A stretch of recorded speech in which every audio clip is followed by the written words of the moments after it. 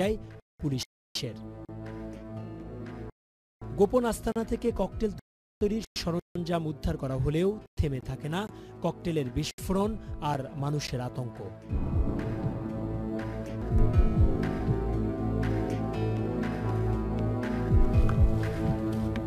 Cocktail তৈরির গোপন আস্তানায় শীর্ষ 2 ককটেল উৎপাদনকারী ও বিস্ফোরণকারী বলেছেন নেতাদেরই কয়েকজন ককটেলের বাজার নিয়ন্ত্রণ করেন।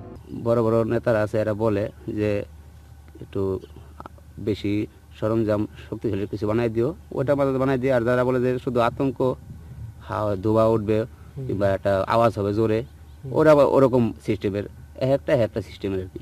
এই নেতাগুলো কি শীর্ষ পর্যায়ের? এরা অনেক উপর লেভেলের। কাজ ভাঙ্গা কষ্ট তো থাকবে। আর লাল মশলার যে পাথরের ইয়েটা, এটা হচ্ছে লাল মশলা। ওই সাদা মশলাটা আমরা আর গন্ধক দিয়ে, যদি আওয়াজের জন্য আমরা গন্ধকটা দিই। আর আপনার মূলত ওই আর যদি বেশি ডিয়ারিং কিছু করতে হয় তাহলে ওইটার সাথে আলপিন, তারপরে রিক্সার মার্বেল আছে ডিয়ারিং এর, ওগুলো ব্যবহার করি। যেই দলে আমাদেরকে আহ্বান করে আমরা সেখানেই মানে কর্মক্ষেত্রে জায়গা আসতে ধরবেন। এই যে একটা বানিয়েছেন ককটেল, এরকম একটা ককটেল বানাতে আপনার কি পরিমাণ খরচ হয় ধরেন? লাল মশলা কেজি মনে করেন যে 2-3 হাজার টাকা, আর সাদাটা একটু কম।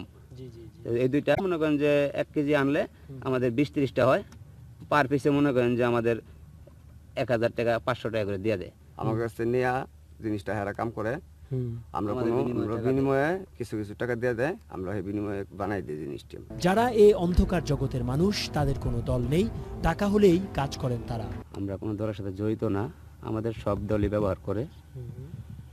যেই দলের বড় বড় নেতা কর্মী আছে আমাদেরকে খবর দেয়, যখনই খবর দেয় আমরা দৌড়ে যাই, তো আমাদের টাকা পয়সা দিয়ে আমরা এটা বানাই দিই। হরতাল আসলে মানে এই যে এখন একটা ওই চাঙ্গা অবস্থা, এখন মনে করেন একটু মাসে বেশি ইনকাম। রাজধানীর বিভিন্ন এলাকায় ককটেল সরবরাহ এবং উৎপাদনকারী এই দুজনই বলেছেন পুলিশ তাদের আটক করলেও কখনো কখনো পুলিশই তাদের ভরসা, আর নেতারা তো আছেনই। আমাদেরকে তো ছাড়ানোর মতো লোক আছেই, সব দলের যদি না ছাড়ায় তবে তো আমরা এই কাজ করবো না। আর আমাদের যদি না ছাড়াই তো আমরা এত সাহস পাইতাম না।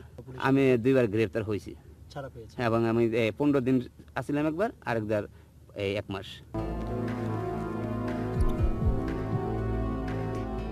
তারা মনে করেন এ জগৎ থেকে আর ফেরা সম্ভব নয়। বলেন স্ত্রী সন্তানের দিকে তাকিয়ে কখনো কখনো সুস্থ স্বাভাবিক জীবন শুরুর স্বাদ জাগলেও সমাজের উপরতলায় থাকা কিছু মানুষের জন্যই আর ফেরা হয় না তাদের।